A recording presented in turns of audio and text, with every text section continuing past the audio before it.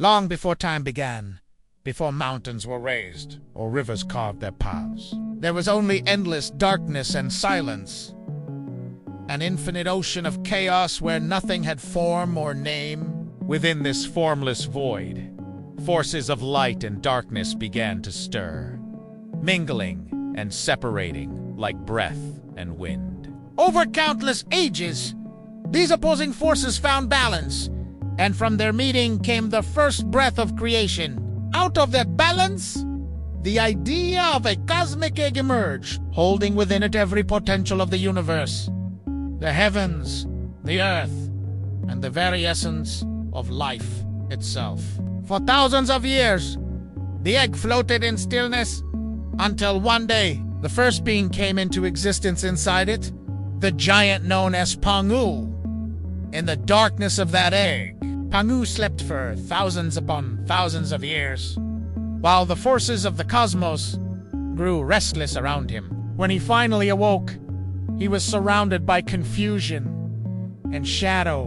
With great strength, he took up his mighty axe and struck against the shell that imprisoned him. With a thunderous crack, the egg split apart and light burst forth for the first time. The lighter and purer parts rose upward to form the heavens, while the heavier, darker parts sank downward to form the earth. Seeing the two halves drifting toward each other again, Pangu stood between them, holding the sky high above his head and pressing the ground beneath his feet. Each day, he grew taller, and each day, the distance between heaven and earth widened.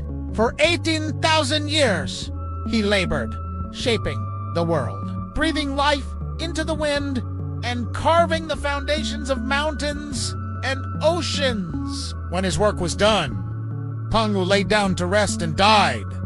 But his death was not an ending. It was another act of creation. From his breath came the wind and the clouds. From his voice came thunder. From his eyes came the sun and the moon. From his blood came the rivers and seas. From his muscles came the fertile lands. From his bones came mountains and stones.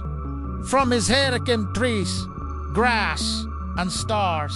And from his spirit came the invisible energy that still flows through every living thing.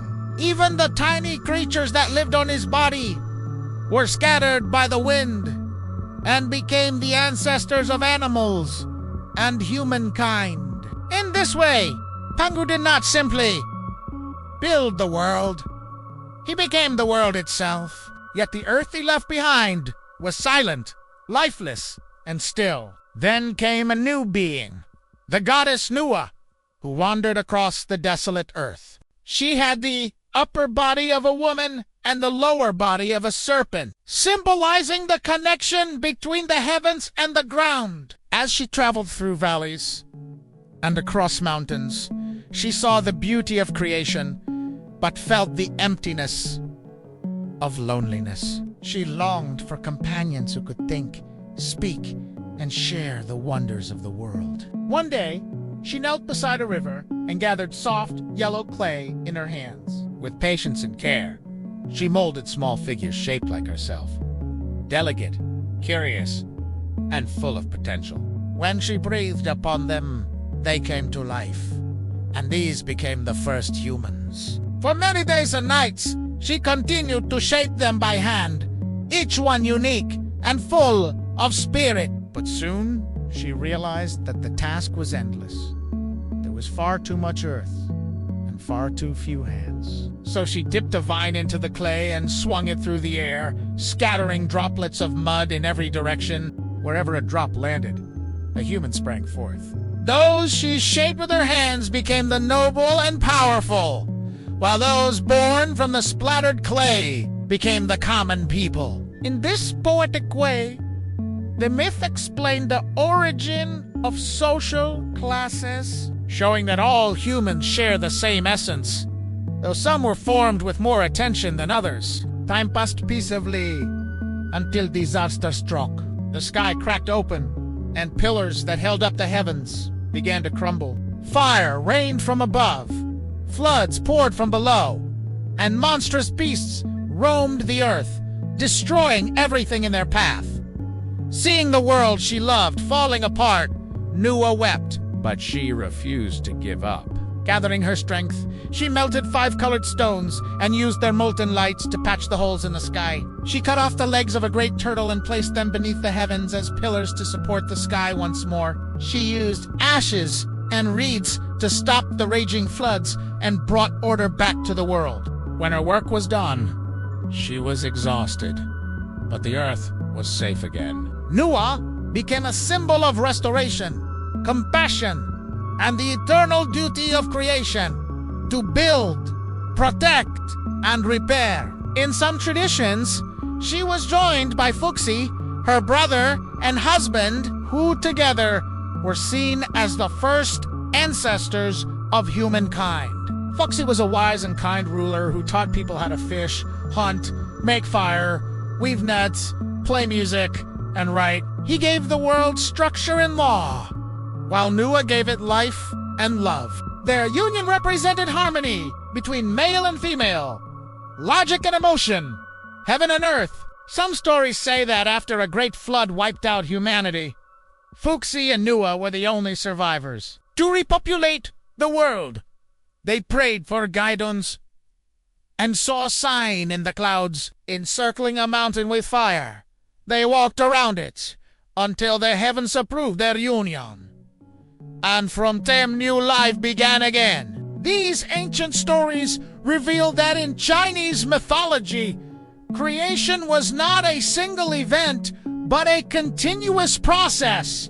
The universe was not shaped by one god's command, but by a series of transformations, sacrifices, and restorations. Life was born, destroyed, and renewed countless times, each stage bringing the world closer to balance. Other legends tell of the 3 sovereigns and 5 emperors, divine rulers who followed Pangu, Nüwa, and Fuxi. These wise beings taught humankind how to grow crops, build homes, heal the sick, and live in harmony with nature. Among them, the Yellow Emperor was celebrated as the father of civilization, bringing order and invention to the world. Together, these myths created a vision of humanity, not as masters of nature, but as its partners. The philosophy behind them teaches that everything in existence shares the same breath of life. The sky, the earth, the mountains, the rivers, and all living creatures are connected by a single invisible energy. When humans live in balance with this energy, the world thrives. When they disrupt it, chaos returns. This belief became the foundation of Chinese thought, reflected in art, medicine, philosophy, and daily life. Unlike many other cultures that portray creation as a battle between gods or an act of divine dominance, Chinese mythology sees creation as an act of cooperation. The gods do not conquer the world. They nurture it, heal it, and become part of it. Pangu's body turned into the universe. Nüwa est, compassion saved it, and Fuxi's wisdom gave it meaning. These stories remind us that creation is not about power, but about harmony. Not about victory, but about balance. Even the disasters within the myths, the floods, the fires, the breaking of the heavens, are lessons about the cycles of life, destruction, and renewal. Every collapse offers a chance to rebuild stronger and wiser than before. The ancient storytellers who passed down these myths understood that creation is a mirror of human existence itself. Just as the world was born from chaos, so too are we constantly reshaping ourselves, rising from confusion toward clarity, from disorder toward peace. These myths were not only explanations of the universe, but also moral teachings, urging people to act with compassion, courage, and humility. They remind us that every act of kindness, every effort to restore balance, continues the divine work that began with Pangu and Nüwa. As we reach the end of this part of our journey through Chinese mythology, we see that creation is not something that happened long ago. It is happening all the time. Every sunrise, every birth, every new idea is a spark of that same creative energy that split the cosmic egg and shaped the heavens. The Chinese creation stories show us that the universe is alive, dynamic, and deeply interconnected, and that humanity's greatest role is to protect that harmony. In the next part of this series, we will explore the legendary creatures, celestial spirits, and profound philosophies that further illuminate how ancient China understood life, balance, and the eternal rhythm of creation.